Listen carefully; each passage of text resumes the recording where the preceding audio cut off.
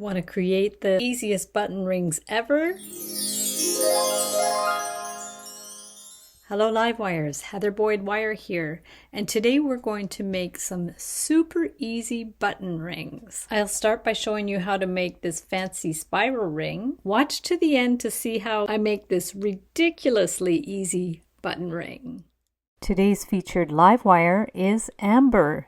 Thank you, Amber, for sharing your beautiful kitty cat angel in the Wire Makers Club. What a sweet and thoughtful gift for your pet sitting client. Amber was the recipient of the 2025 Tim Rentz Award. We present this award every year in honor of our dear friend Tim, who was a huge part of our Wire community. This award was presented to Amber in recognition of her outstanding creativity, community spirit, and dedication to art making. I'll link up more details about the award in the description below the video. And without further ado, let's get wired.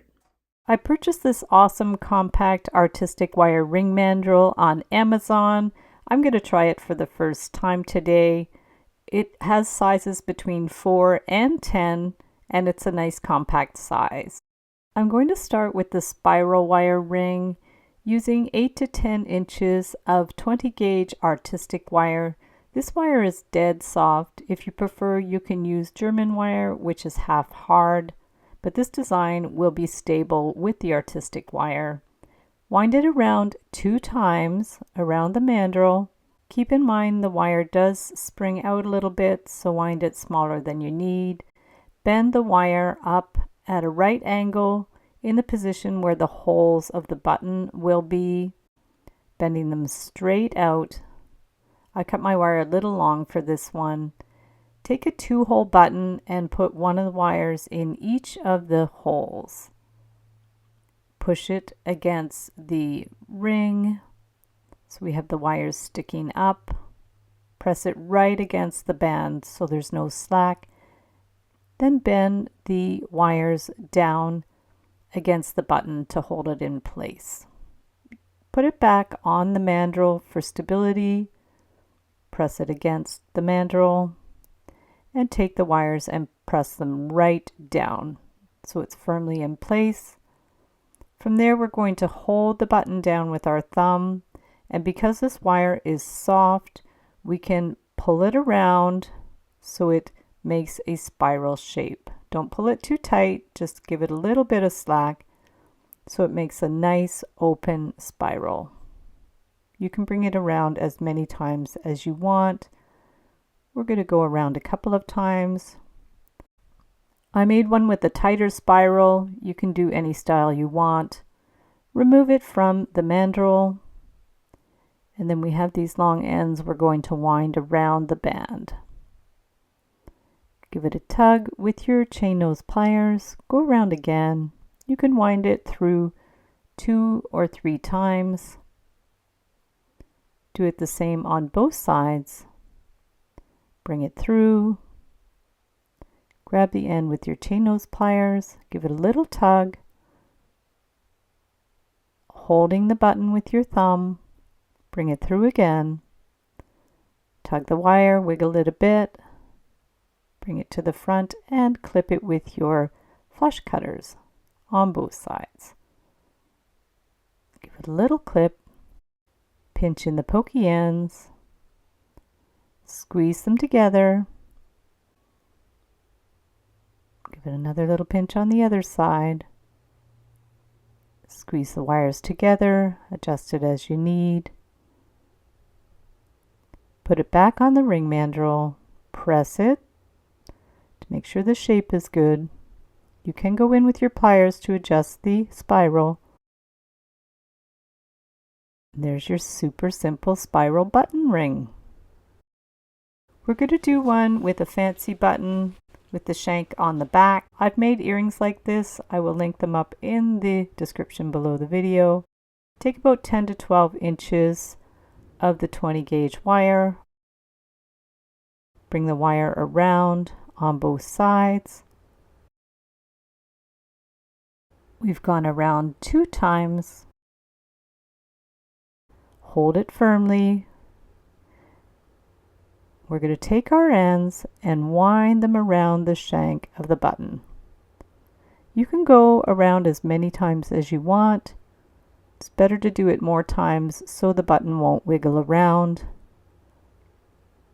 Keep going until we feel like the button is firmly in place. For this one, we're going to leave a little bit of an end to wind around the band. Remove it and wind the end around. Take your chain nose pliers to bring it right around 2 or 3 times, making sure you're tugging the wire so there's no slack, finishing it on the front. Go to the other side and do the same thing. Bring it through and around. And this time I went around 3 times. Also depends on how much wire you have left. Give it a little pinch. Clip the ends flush. This is the nipper tool from Beadalon.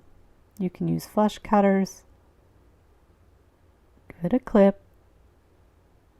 Pinch in the pokey ends.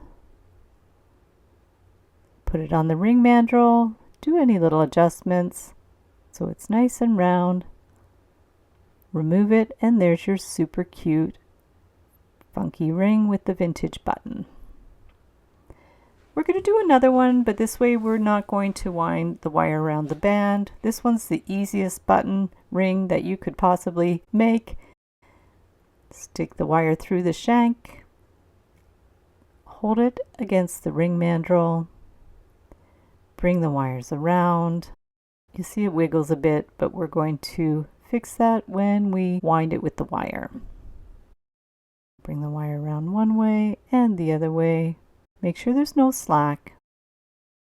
I found it easier to place the mandrel on the table so we could really have a good go at tightening up those wires. And then once you've started, you can pick up the mandrel and continue winding the wires around. And the other one. Go as many times as you need to make the button solid. From there, we're going to remove the mandrel and clip the ends with the flush cutters.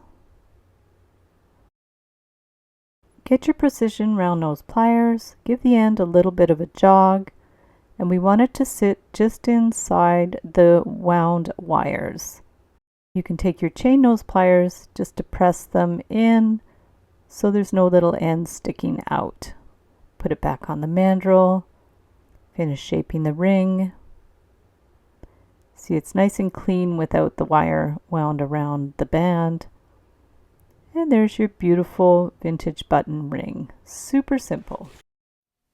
Thanks so much for watching the video. Be sure to give it a big thumbs up and subscribe to my channel for lots more wire art and jewelry making tutorials. Be sure to join the Wire Makers Club on Facebook to share photos of your wire art and wire jewelry. Thanks again for watching, and we'll see you the next time.